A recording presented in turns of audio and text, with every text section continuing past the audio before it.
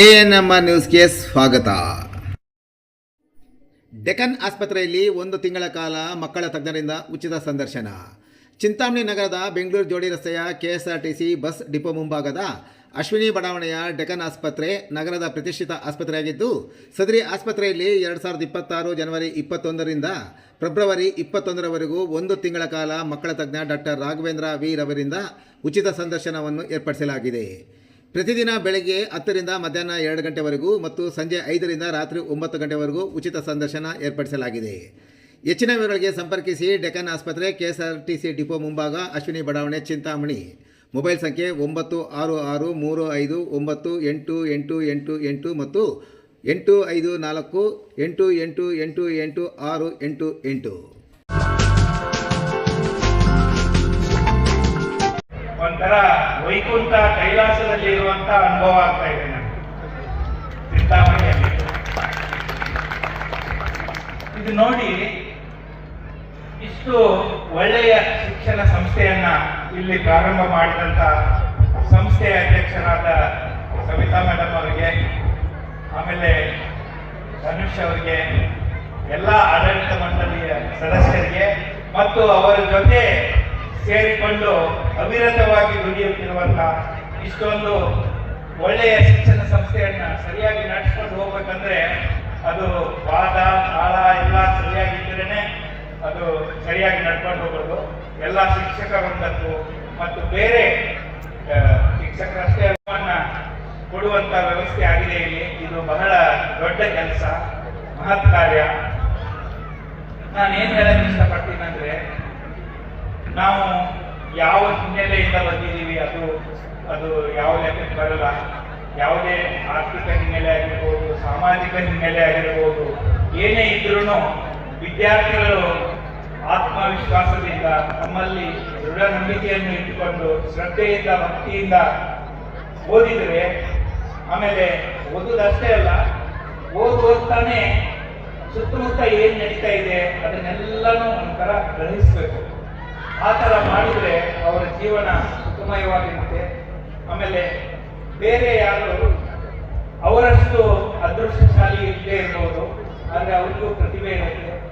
ಯಾರಿಗೆ ಸಹಾಯ ಮಾಡೋಕ್ಕಾದ್ರೆ ಅವ್ರಿಗೂ ಸಹಾಯ ಮಾಡಬೇಕು. ನಾವು ಇಂಥ ಒಂದು ಮನೋಭಾವವನ್ನು ನಾವು ಮೊದಲಿಂದಲೂ ಒಂದು ಸಣ್ಣ ವಯಸ್ಸಿನಿಂದಲೂ ವಿದ್ಯಾರ್ಥಿಗಳ ಮಟ್ಟದಿಂದ ಬೆಳೆಸ್ಕೊಂಡು ಬಂದರೆ ಒಂದು ಒಳ್ಳೆಯ ಸಮಾಜ ನಿರ್ಮಾಣವಾಗುತ್ತೆ. ಎಂತಹ ಸಮಾಜ ನಿರ್ಮಾಣ ಆಗುತ್ತಂದ್ರೆ ಅಲ್ಲಿ ಎಲ್ಲರೂ ಸುಖದಿಂದ ಇರ್ಬೋದು, ಅಂತ ಒಂದು ಸಮಾಜ ನಿರ್ಮಾಣ ಆಗುತ್ತೆ. ಪ್ರಪ್ರಥಮವಾಗಿ ಇಲ್ಲಿ ಈ ವೇದಿಕೆಯಲ್ಲಿ ಅತ್ಯಂತ ಹಿರಿಯರು ನಮ್ಮ ಜಯಪ್ರಕಾಶ್ ರಾವ್ ಸರ್, ಅವರು ಅಬ್ದುಲ್ ಕಲಾಂ ಅವರ ಜೊತೆ ಒಳ್ಳೆ ಒಡನಾಟ ಇತ್ತು. ಅವ್ರಿಗೆ ಲೈಸನ್ ಆಫೀಸರ್ ಆಗಿದ್ರು. ಸೊ ಬೇಕಾದಷ್ಟು ಕಲಾಂ ಸರ್ ಜೊತೆ ಒಡನಾಟದಿಂದ ಒಳ್ಳೆಯ ವಿಚಾರಗಳು, ಮನೋಭಾವಗಳು ಇದನ್ನೆಲ್ಲನೂ ಅವರು ಕಲ್ತಿದ್ದಾರೆ. ಆಮೇಲೆ ಅದನ್ನ ಬೇರೆ ಕಡೆ ಎಲ್ಲ ಸುಮಾರು ಶಿಕ್ಷಣ ಸಂಸ್ಥೆಗಳಿಗೆ, ಆಮೇಲೆ ವಿದ್ಯಾರ್ಥಿಗಳಿಗೆ ಅದನ್ನೆಲ್ಲ ಅವ್ರಿಗೆ ಉಪನ್ಯಾಸ ನೀಡ್ತಾರೆ. ಅವ್ರಿಗೆ ಟ್ರೈನಿಂಗು ಕೊಡ್ತಾ ಇದ್ದಾರೆ. ಇದು ಒಂದು ಒಳ್ಳೆ ಕೆಲಸ. ಅದೇ ರೀತಿ ಇಂಥವರೆಲ್ಲರ ಸಂಪರ್ಕ ಈ ಶಾಲಾ ಮಂಡಳಿಗೆ ಎಲ್ಲರಿಗೂ ಇದೆ. ಸೊ ಇದರ ಸದುಪಯೋಗ ಪಡಿಸ್ಕೊಳ್ಳಿ. ಮಾಡಿದ್ರೆ ಬಹಳ ಚೆನ್ನಾಗಾಗುತ್ತೆ. ಅಂದ್ರೆ ಈಗ ನಮ್ಮ ದೇಶದಲ್ಲಿ ಇದು ಒಂದು ಬಹಳ ಒಂದು ಅಮೃತ ಕಾಲ. ಯಾಕಂದ್ರೆ ಎಲ್ಲಾ ಕ್ಷೇತ್ರದಲ್ಲಿ ಒಳ್ಳೆ ಬೆಳವಣಿಗೆಗಳಾಗ್ತಾ ಇದೆ. ತಂತ್ರಜ್ಞಾನ ಕ್ಷೇತ್ರ ಆಗಲಿ, ವಿಜ್ಞಾನ ಕ್ಷೇತ್ರ ಆಗಲಿ, ವೈದ್ಯಕೀಯ ಕ್ಷೇತ್ರ ಆಗಲಿ, ಎಲ್ಲಾ ಕ್ಷೇತ್ರಗಳಲ್ಲಿ ಒಳ್ಳೆ ಬೆಳವಣಿಗೆ ಆಗ್ತಾ ಇದೆ. ಇದೇ ನೋಡಿ, ಇಂಥ ಒಳ್ಳೆ ಶಿಕ್ಷಣ ಸಂಸ್ಥೆಗಳು, ಆಮೇಲೆ ಇಂಡಸ್ಟ್ರೀಸು, ಆಮೇಲೆ ಸ್ಟಾರ್ಟ್ಅಪ್ಸ್ ಎಲ್ಲ ಬರ್ತಾ ಇದೆ. ಸೊ ಅವಕಾಶಗಳಿಗೆ ಏನೂ ಕೊರತೆ ಇಲ್ಲ. ಆದ್ರೆ ಆ ಅವಕಾಶಗಳನ್ನ ನೀವು ಅದಕ್ಕೆ ತಯಾರಾಗಿದ್ರೆ ಮಾತ್ರ ಅವಕಾಶಗಳು ದೊರೆಯುತ್ತೆ. ಸೊ ಅದಕ್ಕೆ ಹೇಗೆ ತಯಾರಾಗೋದು? ಒಂದು ಗುಣಮಟ್ಟದ ಶಿಕ್ಷಣ. ಯಾಕಂದ್ರೆ ಈಗ ನೋಡಿ, ಈ ವಿದ್ಯೆಗೆ, ಜ್ಞಾನಕ್ಕೆ, ವಿಜ್ಞಾನ ತಂತ್ರಜ್ಞಾನಕ್ಕೆ ಎಂಥ ಶಕ್ತಿ ಇದೆ ಅಂದ್ರೆ, ಎಂಥ ಸಮಸ್ಯೆಗಳೇ ಇರಲಿ ಅದಕ್ಕೆ ಪರಿಹಾರವನ್ನ ಕಂಡುಕೊಳ್ಳುವಂತಹ ಶಕ್ತಿ ಈ ಜ್ಞಾನಕ್ಕೆ, ವಿಜ್ಞಾನಕ್ಕೆ, ತಂತ್ರಜ್ಞಾನಕ್ಕೆ ಇದೆ. ಅದಕ್ಕೆ ನಾವು ಅದನ್ನ ಚೆನ್ನಾಗಿ ಓದಬೇಕು. ಓದುವಾಗ ಚೆನ್ನಾಗಿ ಓದಬೇಕು. ಆಮೇಲೆ ನಮ್ಮ ಸುತ್ತಮುತ್ತ ಏನ್ ನಡೀತಾ ಇದೆ ಅನ್ನೋದನ್ನ ನೋಡ್ಬೇಕು, ತಿಳ್ಕೋಬೇಕು, ಕೇಳಬೇಕು, ಆಮೇಲೆ ಚರ್ಚೆ ಮಾಡಬೇಕು. ಈಗ ಮಾಡೋದ್ರಿಂದ ನಾವು ವಿಶ್ವ ಮಟ್ಟಕ್ಕೆ ಬೆಳೆಯಲಿಕ್ಕೆ ಸಾಧ್ಯ ಆಗ್ತದೆ. ಈ ಮನೋಭಾವವನ್ನ ಇಟ್ಕೊಂಡು ಧೈರ್ಯದಿಂದ ಮುನ್ನಡೆದರೆ ನಮಗೆ ಯಾವ ಹಿನ್ನಡೆಯೂ ಆಗೋದಿಲ್ಲ. ನಾವು ಏನು ಅನ್ಕೊಂಡಿವೋ ಅದರಲ್ಲೆಲ್ಲ ನಮಗೆ ಯಶಸ್ಸು ದೊರೆಯುತ್ತೆ. ಇನ್ನೊಂದೇನಂದ್ರೆ, ಈಗ ನಾನು ಬರೀ ಇಸ್ರೋ ಅಲ್ಲಿ ಮಾತ್ರ ಒಳ್ಳೆ ಕೆಲಸ ನಡೀತಾ ಇದೆ ಅಂತ ಹೇಳೋದಿಲ್ಲ. ನಮ್ಮ ದೇಶದಲ್ಲಿ ಎಲ್ಲಾ ಕ್ಷೇತ್ರದಲ್ಲೂ ಕೂಡ ಒಳ್ಳೆ ಕೆಲಸ ನಡೀತಾ ಇದೆ. ಆದ್ರೆ ನಾವು ಇಸ್ರೋದಲ್ಲಿ ನಾವು ಭಾಗ್ಯಶಾಲಿಗಳು. ಯಾಕಂದ್ರೆ ನಾವು ಮಾಡೋ ಕೆಲಸ ಸ್ಟ್ರೇಟ್ ಆಗಿ ಎಲ್ಲರಿಗೂ ಉಪಯೋಗ ಆಗ್ತಾ ಇದೆ. ಎಲ್ಲರ ಜೀವನದಲ್ಲಿ ಒಂದು ಒಳ್ಳೆಯ ಮಟ್ಟವನ್ನ ತರಲಿಕ್ಕೆ ಅದು ಪ್ರಯೋಜನಕಾರಿಯಾಗಿದೆ. ಇಸ್ರೋ ಆಧಾರಿತ ಸೇವೆಗಳು ಆಡಳಿತದಲ್ಲಿ, ಆಮೇಲೆ ಇವನ್ನ ಈ ಭೂಮಿಯ ಫಲವತ್ತತೆಯನ್ನ ಇದನ್ನು ಮಾಡಲಿಕ್ಕೆ ಎಲ್ಲ ಕ್ಷೇತ್ರದಲ್ಲಿ. ಈಗ ಏನಾದರೂ ಒಂದು ಡಿಸಾಸ್ಟರ್ ಆದರೆ ಯಾವ ತರ ಡ್ಯಾಮೇಜ್ ಆಗಿದೆ ಇದನ್ನೆಲ್ಲ ಅಸೆಸ್ ಮಾಡೋಕ್ಕೆ ಆಡಳಿತದಲ್ಲಿ, ಆಮೇಲೆ ಅಗ್ರಿಕಲ್ಚರ್, ಕ್ರಾಪ್ ಈಲ್ಡ್ ಎಸ್ಟಿಮೇಷನ್ ಎಲ್ಲ ಕ್ಷೇತ್ರದಲ್ಲೂ ಈ ಇಸ್ರೋ ಬಾಹ್ಯಾಕಾಶ ಆಧಾರಿತ ಉಪಗ್ರಹಗಳ ಮೂಲಕ ಸೇವೆಯನ್ನು ಮಾಡುವುದು ಎಲ್ಲರಿಗೂ ಪ್ರಯೋಜನಕಾರಿಯಾಗಿದೆ.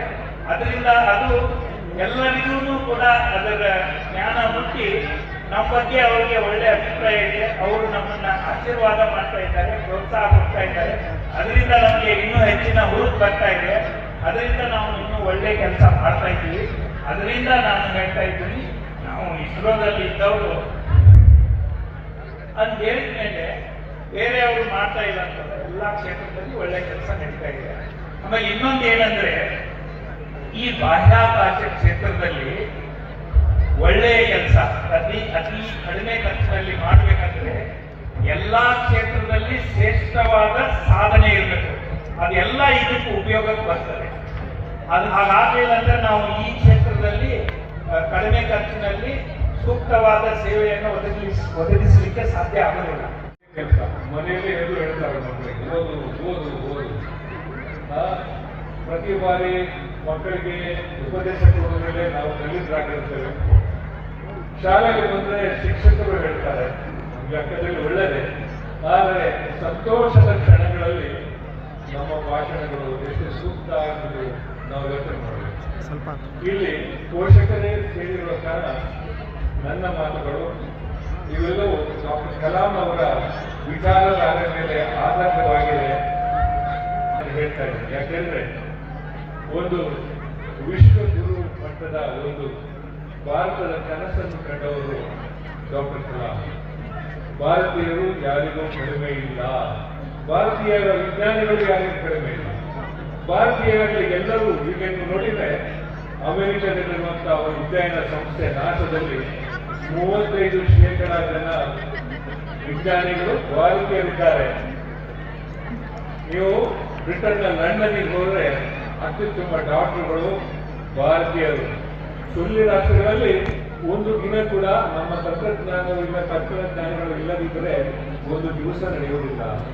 ಸಿಂಗಾಪುರ್ ದೇಶ ಹೇಳಿದೆ, ನಮ್ಮ ದೇಶವನ್ನು ಕಟ್ಟುವುದರಲ್ಲಿ ಭಾರತೀಯರು ದೊಡ್ಡ ಪಾಲಲ್ಲಿದ್ದಾರೆ ಅಂತ.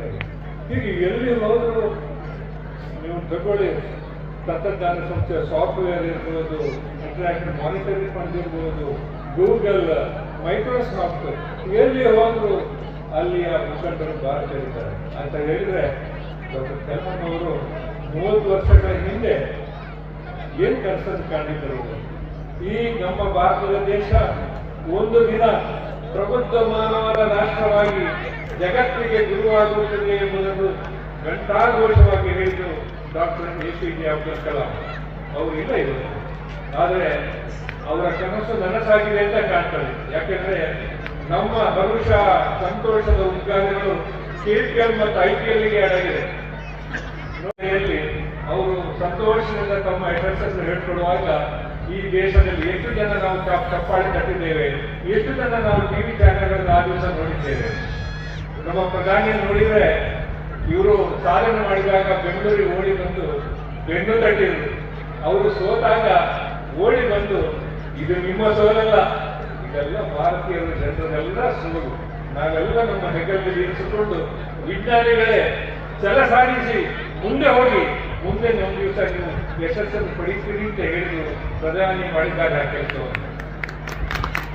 ಈ ಪ್ರಧಾನಿಯವರು ಮಾಡಿದ ಕೆಲಸದಲ್ಲಿ ಡಾಕ್ಟರ್ ಅಬ್ದುಲ್ ಕಲಾಂರ ವಿಚಾರಧಾರೆ ಉಂಟು.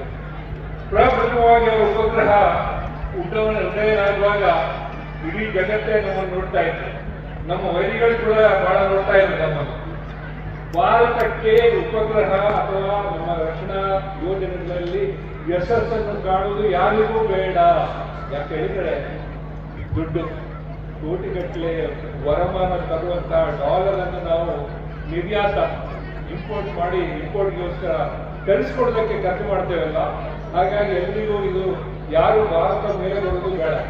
ಹೀಗಾಗಿ ಆ ದಿವಸ ಪ್ರಥಮ ಉಪಗ್ರಹ ಮೇಲೆ ಹೋಗಿ ಅರಬ್ಬಿ ಸಮುದ್ರದಲ್ಲಿ ಬಿತ್ತು. ಎಲ್ಲರೂ ಮಮ್ಮಲ ಹೊರಗಿದರು. ನಮ್ಮ ಇತರ ಶಸ್ತ್ರಗಳು ವೈರಿಗಳಿಗೆಲ್ಲ ಸಂತೋಷ ಆಗಿರ್ಬೋದು. ಆ ದಿನ ನಮ್ಮ ಸಂಸ್ಥೆ ರಕ್ಷಣಾ ಸಂಸ್ಥೆಯ ಸಂಶೋಧನಾ ವಿಭಾಗದ ಹಿರಿಯರು ಪ್ರೊಫೆಸರ್ ಸತೀಶ್ ಧಾವನ್ ಎಂಥ ನಾಯಕತ್ವವನ್ನು ಹೇಳ್ತಾರೆ ಅಂತಂದ್ರೆ ಇವತ್ತು ಅದು ಎಲ್ರಿಗೂ ಅನ್ವಯಿಸ್ತದೆ. ಡಾಕ್ಟರ್ ಕಲಾಂ ದೂರಿನಲ್ಲಿ ಮಮ್ಮಲ ಮಲಗಿದ್ರು. ಇಷ್ಟು ನೂರಾರು ಜನರ ವಿಜ್ಞಾನಿಗಳು ಹಗಲು ರಾತ್ರಿ ಕಷ್ಟಪಟ್ಟು ಸಾಧನೆ ಮಾಡಿ ಹೊರಟವರಿಗೆ ಇಂಥ ಆಘಾತವಾಯ್ತಲ್ಲ. ಕೋಣೆಗೆ ಸಾಗಿದ ಪ್ರೊಫೆಸರ್ ಧಾವನ್ ಹೇಳಿದರು, ಕಲಾಂ ನೀನು ಅಳಬೇಡ, ನೀನು ಮಹಾ ಸಾಧನೆ ಮಾಡಿ ದೇಶವನ್ನು ಇಲ್ಲಿವರೆಗೆ ತಂದಿದ್ದೀಯ. ಈಗೇನು ಸ್ವಲ್ಪದಲ್ಲೇ ನಿಮಗೆ ಯಶಸ್ಸು ಕಳೆದು ಹೋಯಿತು. ನಾವೆಲ್ಲ ನಿನ್ನ ಜೊತೆಯಲ್ಲಿದ್ದೇವೆ.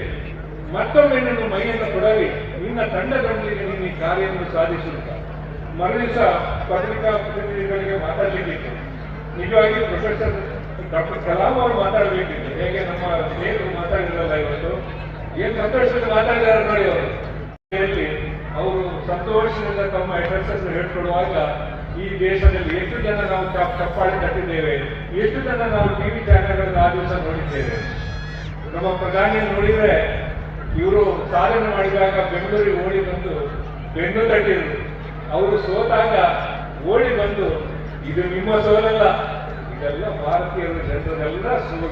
ನಾವೆಲ್ಲ ನಮ್ಮ ಹೆಗಲಲ್ಲಿ ಇರಿಸಿಕೊಂಡು ವಿಜ್ಞಾನಿಗಳೇ ಛಲ ಸಾಧಿಸಿ ಮುಂದೆ ಹೋಗಿ ಮುಂದೆ ಒಂದು ದಿವಸ ನೀವು ಯಶಸ್ಸನ್ನು ಪಡಿತೀರಿ ಅಂತ ಹೇಳಿದ್ರು ಪ್ರಧಾನಿ ಮಾಡಿದ್ದಾರೆ ಆ ಕೆಲಸವನ್ನು.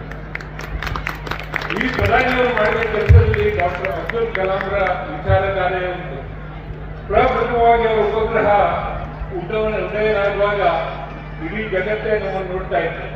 ನಮ್ಮ ವೈರಿಗಳು ಕೂಡ ಬಹಳ ನೋಡ್ತಾ ಇದ್ರು ನಮ್ಮನ್ನು.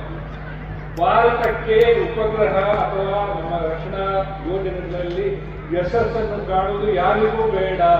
ಯಾಕೆ ಹೇಳಿದ್ರೆ ದುಡ್ಡು ಕೋಟಿಗಟ್ಟಲೆ ವರಮಾನ ತರುವಂತಹ ಡಾಲರ್ ಅನ್ನು ನಾವು ನಿರ್ಯಾತ ಇಂಪೋರ್ಟ್ ಮಾಡಿ ಇಂಪೋರ್ಟ್ಗೋಸ್ಕರ ಕಳಿಸ್ಕೊಡೋದಕ್ಕೆ ಖರ್ಚು ಮಾಡ್ತೇವಲ್ಲ. ಹಾಗಾಗಿ ಎಲ್ರಿಗೂ ಇದು ಯಾರು ಭಾರತ ಮೇಲೆ ಬರೋದು ಬೇಡ. ಹೀಗಾಗಿ ಆ ದಿವಸ ಪ್ರಥಮ ಉಪಗ್ರಹ ಮೇಲೆ ಹೋಗಿ ಅರಬ್ಬಿ ಸಮುದ್ರದಲ್ಲಿ ಬಿತ್ತು. ಎಲ್ಲರೂ ಮಮ್ಮಲ ಹೊರಗಿದರು. ನಮ್ಮ ಇತರ ಶಸ್ತ್ರಗಳು ವೈರಿಗಳಿಗೆಲ್ಲ ಸಂತೋಷ ಆಗಿರ್ಬೋದು.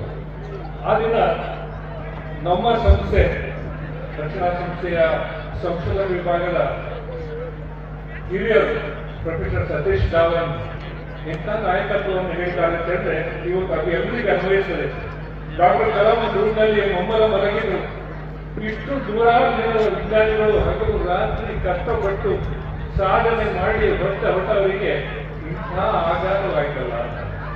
ಕೋಣೆಗೆ ಸಾಗಿದ ಪ್ರೊಫೆಸರ್ ಧಾವನ್ ಹೇಳಿದರು, ಕಲಾಂ ನೀನು ಅಳಬೇಡ, ನೀನು ಮಹಾ ಸಾಧನೆ ಮಾಡಿ ದೇಶವನ್ನು ಇಲ್ಲಿವರೆಗೆ ತಂದಿದ್ದೀಯ. ಈಗೇನು ಸ್ವಲ್ಪದಲ್ಲೇ ನಿಮಗೆ ಯಶಸ್ಸು ಕಳೆದು ಹೋಯಿತು. ನಾವೆಲ್ಲ ನಿನ್ನ ಜೊತೆಯಲ್ಲಿದ್ದೇವೆ. ಮತ್ತೊಮ್ಮೆ ನಿನ್ನ ಮೈಯನ್ನು ಕೊಡಲಿ. ನಿನ್ನ ತಂಡದೊಂದಿಗೆ ನೀನು ಈ ಕಾರ್ಯವನ್ನು ಸಾಧಿಸುತ್ತ ಮರುದಿವಸ ಪತ್ರಿಕಾ ಪ್ರತಿನಿಧಿಗಳಿಗೆ ಮಾತಾಡಲಿಕ್ಕಿತ್ತು. ನಿಜವಾಗಿ ಪ್ರೊಫೆಸರ್ ಡಾಕ್ಟರ್ ಕಲಾಂ ಅವರು ಮಾತಾಡಬೇಕಿತ್ತು. ಹೇಗೆ ನಮ್ಮ ಸ್ನೇಹಿತರು ಮಾತಾಡಿರಲ್ಲ ಇವತ್ತು. ಏನು ಸಂತೋಷದಿಂದ ಮಾತಾಡಿದ್ದಾರೆ ನೋಡಿ ಅವರು.